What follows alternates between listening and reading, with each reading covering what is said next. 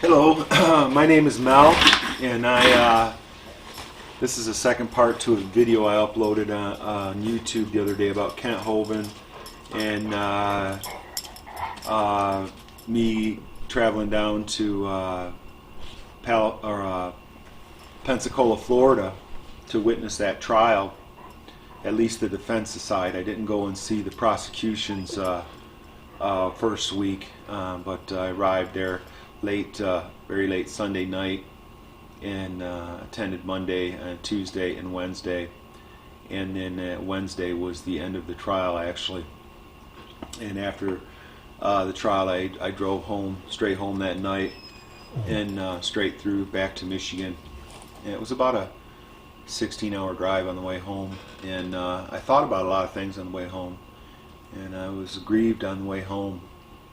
And several questions kept coming to my mind.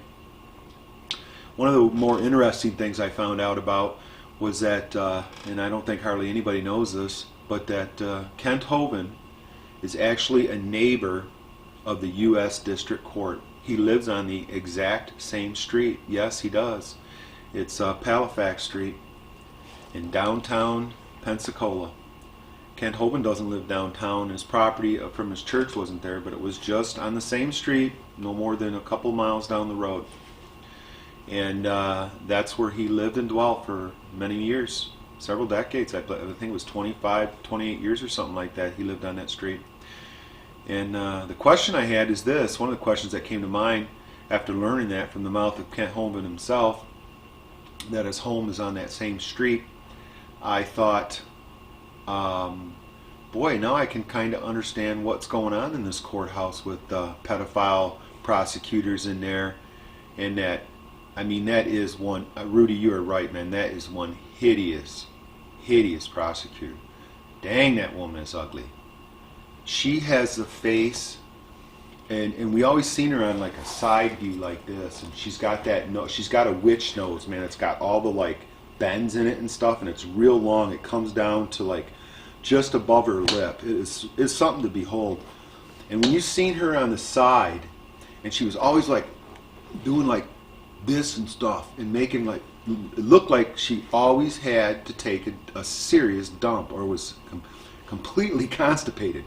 I'm sorry, but that's what that woman is. And I guess that is why her face ain't on anything, because I'm out there on the internet, because man, is she friggin' ugly. Dude, I guess that's why these lesbians, man, end up like that. They are some ugly people. And anyways, the question was this, is why? Why was Kent Hovind being investigated? The crickets I hear out there?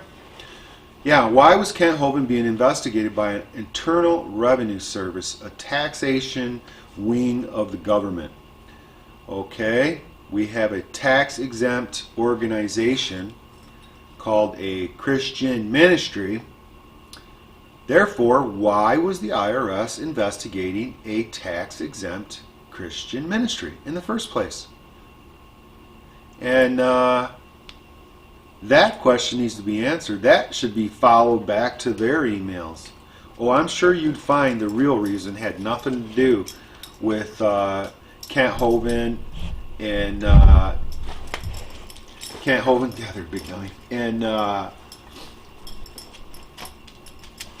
just him and his ministry. It had to do with what he was doing. He was going around to all those schools, teaching those little children in them elementary, junior high, colleges about creation.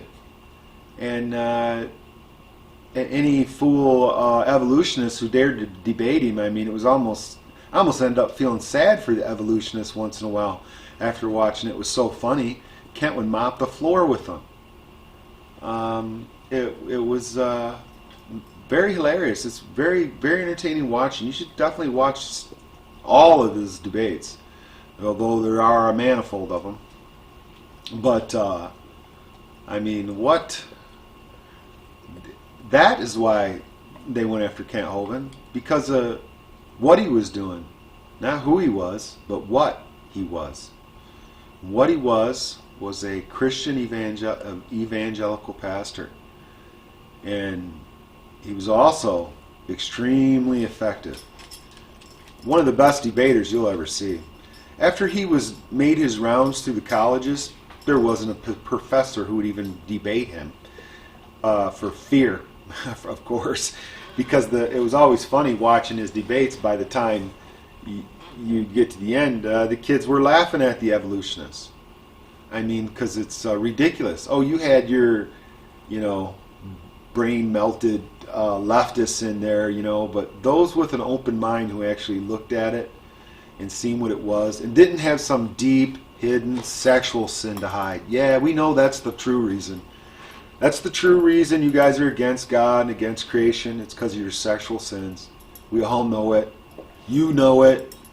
You don't want to give that up. Whatever it is, your pedophilia, your homosexuality, your adultery, your fornication, your watching of pornography, whatever it is, child pornography, whatever it is, that is what fills the leftist, atheistic, evolutionary worldview is sex sins is what it is, and that's why they reject God. They don't want any part of that, being chaste, having sex with your husband or with your wife instead of with, Adam and Steve.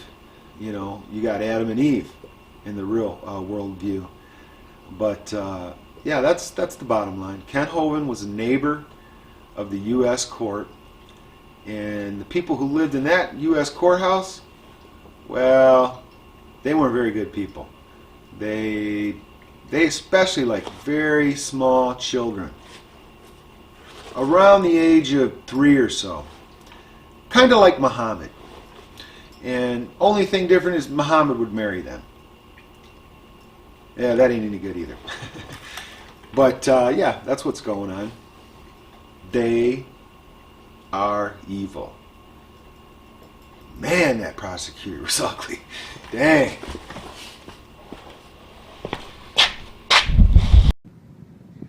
Hello, this is Mel. I'm just getting back from the trial down there in Pensacola, Florida, witnessing the injustice against Kent Hovind. And we had about a good maybe 50 to 60 Christians, maybe a little bit more, show up from all over the world. The vast majority of them were from around the country, though very few, only a handful were right there in Florida. And even though around that particular area are literally probably 100 churches, it's one of the most churched areas in America. Yet a number of us called around to several of the churches in the area trying to get others to come down and support Kent Hovind. But they believe the IRS over him because, that's what we're still trying to figure out. Anyhow, I was so disappointed in it. I was deeply grieved in my heart by the lack of Christians being down there. I thought that there should have been literally thousands. I mean, here is the true warrior for the faith. He has put his neck out on the line each and every day of his ministry. He went right into the lion's den. He went to colleges all over the world, all over America. He's been to thousands of churches. All that ministry he's done. And because he uttered a sentence, the whole Christian church thinks that he's guilty as charged by the IRS. And I can assure you that nothing is further from the truth. That's why I traveled down there. I took several days off of my own personal business here. And I'm a pretty busy fella. And I wanted to witness firsthand what was going on. Because what I was originally told and thought of was that Kent Hovind was convicted of tax evasion. Again, no, not true. He was actually convicted of structuring. These are laws to bring in corrupt drug dealers, money launderers, any kind of wicked type of unclean money that you would get. Not the money like Kent gets, though. The kind of money he was receiving was the kind of money that was donated by Christians around the country, around the world, really, to him and his ministry to further it, because he was such a powerful spokesman for the Christian faith and a workhorse like hardly you've seen. Yet when these charges were brought against him, and the Nazis in their SWAT team kicked in his door, drug him out of the house in the middle of the night with AK-47s or whatever guns they're using, him and his little 100-pound wife on a nightgown, wouldn't even allow her to put on clothing, treated them as though they were gang members, with violent narcissistic means and attitudes, when again nothing farther from the truth could be. And the Christians just basically said, oh yeah, well he must be guilty. I mean, look what he said on that videotape, that it's that all people don't have to pay all these income taxes. It is voluntary. And then he said, they always miss this part, but you need to pay Caesar what's Caesar. You can look into this thing your own. And off of that statement, they have, the Christians, that is, the Christian ministers, Christian leaders, have decided that Kent Hovind is guilty as charged. As a matter of fact, we had spoke to a couple of pastors, and at least Rudy did. He actually got through to 2, I believe. None of them returned my calls. Nobody returned any of my calls or any of my emails asking for help, asking them just to take a moment and research. There's some excellent videos on YouTube that help to explain exactly what happened and how what this is illegal and unjust, because there's this document that we have, and it's called the Constitution. And in that Constitution, there's a Bill of Rights. And in the Bill of Rights, the very first amendment, and the Bill of Rights are rights granted by God, not by the government. These are the rights granted at birth, given to all people across all nations and all times. These are the rights that people have. Most people are not willing to fight for them, unfortunately, and so we're at where we are now. Anyways, it says that we have the right. Let me just get a second here, and I'll read it to you, so that there'll be no misunderstanding, and you'll see for yourself. Congress shall make no law respecting an establishment of religion or prohibiting the free exercise thereof, or abridging the freedom of speech, or of the press, or of the right of the people to peaceably assemble and to petition the government for redress of grievances. Okay, there's one small phrase in there I think that is being overlooked here. It says, the free exercise thereof, meaning that religion, in this case Christianity, especially Christianity, since the document we are referencing here is a Christian document, a holy Christian document, drawn up by Christian godly men, not by atheist, evolutionists, heathens, but by Christian people. This is a Christian document. And this document gives the free exercise thereof. And what that means is you are free to exercise your religion, which is exactly what Kent Hovind was convicted of. He was convicted of the free exercise thereof of religion. His free exercise thereof involved a ministry of debate and at colleges, speaking to Christian churches all around the country, doing more work in the schools, going to the schools like crazy, taking this message of creation to the children who are now left void of a defender, somebody who could show them that no, it's evolution that's actually stupid. It's not Christian, biblical Christianity creation account. That's not stupid. That makes a lot of sense. But the evolutionists believe we came from a rock, folks. I mean, literally, they believe we came from a rock. How idiotic is that? And Kent would really do a real superb job of mopping the floor with them. And they didn't like him too much. And he was extremely successful. Had money pouring into his ministry. His ministry was growing by leaps and bounds. He had workers in there packing tapes in and mailing them all over the world.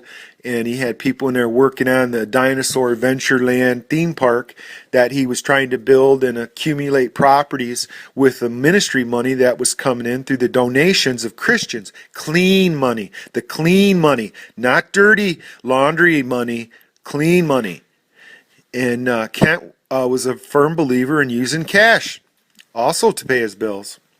And they would go to the bank every 10 or so days, 10, 12 days, and withdraw a large sum of money. You know, they had 40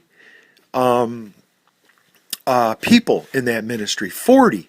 And they would withdraw an amount in the $9,000 range, $9,500 range, sometimes a little more, sometimes a little less, sometimes more than $10,000. And when they would withdraw that money, they had no idea they were committing a crime. Believe it or not, that is the crime that they were ended up convicted of. Withdrawn clean money given to them by Christians around the world. And then the money was seized, all the properties seized. Kent Hovind's reputation besmirched. He spent 9 years almost in prison because he wasn't able to file an appeal, because the same court that convicted him had quite a history on that. You might want to take a look at the pedophiles in that court. One of them actually hung himself right here in Michigan when he was caught trying to meet up with a 5-year-old girl to rape her. Caught red-handed, hung himself in Macomb County Jail. That man was a lead prosecutor and worked on the team of Kent Hovind. And also another prosecutor, I can't remember his name. Him was involved in a child pornography scandal, wherein the judge or this prosecutor's prosecutor's significant other was not even prosecuted after finding all these child pornography on his computer, and which is a crime. It's a felony. He's the one who should be in prison, and the other one who hung himself, who was the ones leading the charge to convict him. That is how ironic it is right here. Yet that's not my beef right now. My beef is with the Christian pastors. I am sick to death of the Christian pastors who do not support him. We called so many, and here's the reaction you get. Well, isn't he the guy who said you shouldn't pay taxes? And that is the amount of education they have on the matter of a brother of theirs who was accused by the IRS. Now think about that. We're talking about Satan here. The IRS, the Internal Revenue Service. I mean, if they are not Satan, I don't know what is. All the things that they steal from people and collect this money to pay for evil that goes on in our country, from the funding of abortion to the removal of God in every kind of way you can conceivably think of, the attacking of Christians. This is a persecution of Kent Hovind. It's a continuation of what was exposed even just a couple years ago there with the IRS scandal, except it continues as it has, and Christians are still being put in jail and all their property seized and taken from them. Yet, I was down there to trial, and I witnessed firsthand what was going on. I heard all the arguments. I heard they went over the whole previous trial, And because they needed to get the context for the new trial, you see. In this trial, he was facing something like 20 to 100 years for mailing a letter, folks. The letter he was mailing was trying to save the properties that were being stolen by the IRS, where they had stolen everything else from him, his life savings, him and his wife's life savings, put his wife in jail. The most harmless women you will ever meet in your life, they put her in prison. This evil IRS, this is the evil IRS that you, Christian pastors, have listened to. You have taken the word over the IRS, over a dear brother who has proven himself in battle. By their fruits you shall know them. Well, he has a bunch of fruit trees in his yard, bunches. And you chose to believe what the IRS had to say about it. And it is appalling, disgusting, and I am sick to death of you. When we were down at that courthouse, there was less than 70 people from all over the world, or all over the country came. It would be one from here, one from there, one from Oregon, a couple from Ohio, a couple from Michigan, some from Virginia, some guys from Texas, a guy named Rudy really leading the charge on this out of Texas. Great Christian brother. And I could not stay to wait for the verdict. I had to get back home. Business was piling up, and I drove home one day early, and I didn't get to stay there when they brought out the verdict. But I heard the whole trial and everything, and then I came home and found out what the verdict was the next day. In the middle of the day, they announced it. But he was convicted of one count of criminal contempt of court. And all the other counts were hung jury, which only means that the IRS will bring the charges up again.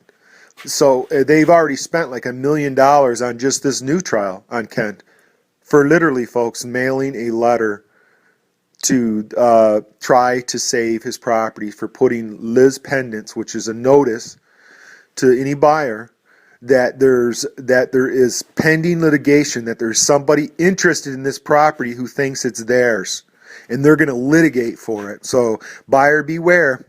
If you buy this, you may end up losing it, because I am going to come after it, and if I can win it in court, I will get it.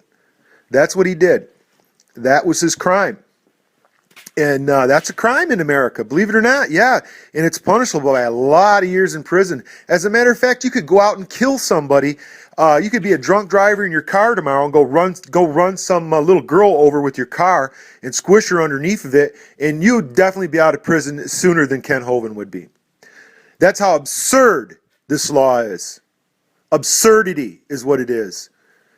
The judge, an evil, wicked bitch. Twice.